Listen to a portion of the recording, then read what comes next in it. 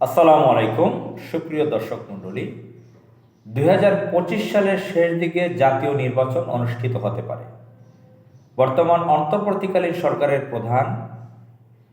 প্রধান উপদেষ্টা, প্রধান নির্বাহী বর্তমান রাষ্ট্রের প্রফেসর ডক্টর মোহাম্মদ ইউনূস, তিনি জাতির উদ্দেশ্যে ভাষণে ১৬ ডিসেম্বর ২০২৪ সকাল ১০টায় একথা জানিয়েছেন। তিনি এর সঙ্গে আরও কিছু কথা বলেছেন। তিনি বলেছেন, নির্বাচন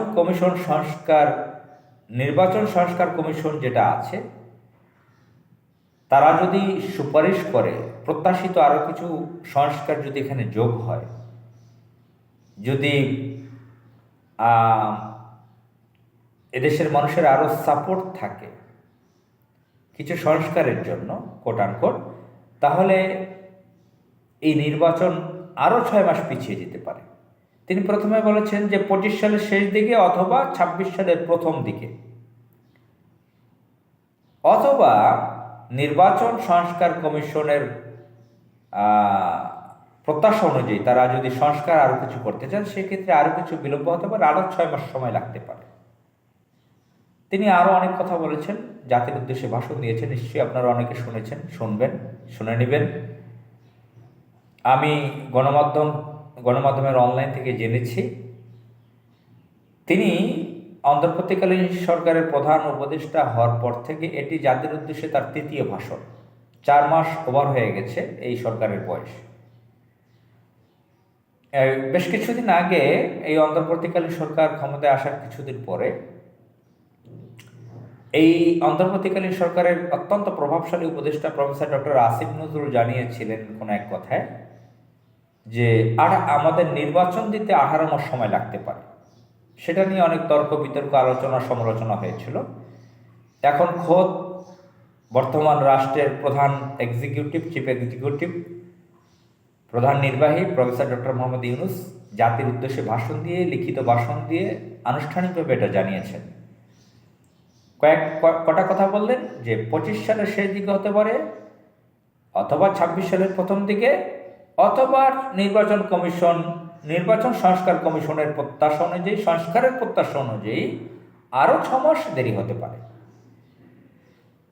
তো যাই হোক, বাংলাদেশের অধিকাংশ রাজনৈতিক দলের মধ্যে অলরেডি নানান সন্দেহ দানা বেঁধেছে।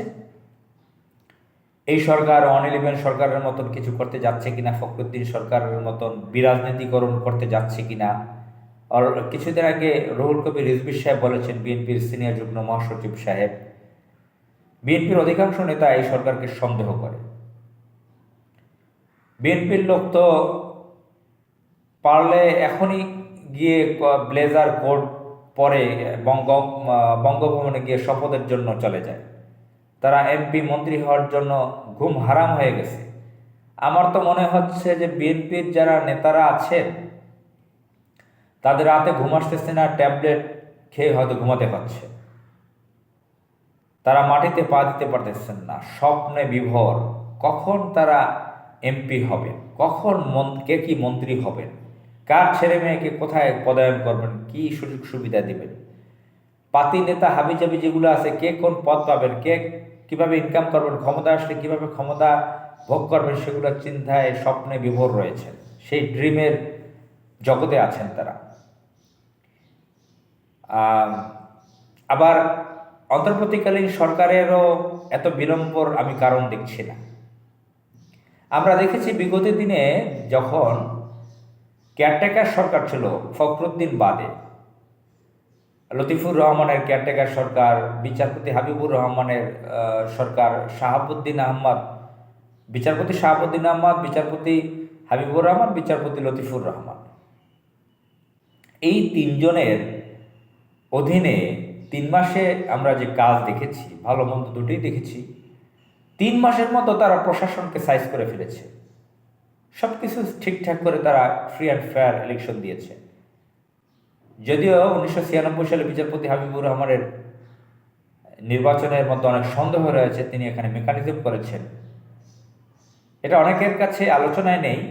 তবে আমি শুনেছি, জেনেছি, পড়েছি ডক্টর রেজাউল সিদ্দিকীর মাধ্যমে। তিনি প্রেস সেক্রেটারি ছিলেন বিচারপতি হাবিবুর রহমানের সেই সময়। তার লেখার মাধ্যমে জেনেছি এটা। তো যাই হোক, সেদিকে যাচ্ছি না। এখন সেই সময় 3 মাসের মতো সব কিছু সাইজ টাইজ করে ঠিকঠাক করে অ্যাডমিনিস্ট্রেশন ঠিকঠাক করে নির্বাচন দিয়েছিল।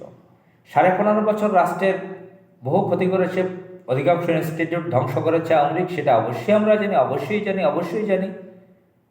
অলরেডি 5 মাসের পথে এই সরকারের বয়স।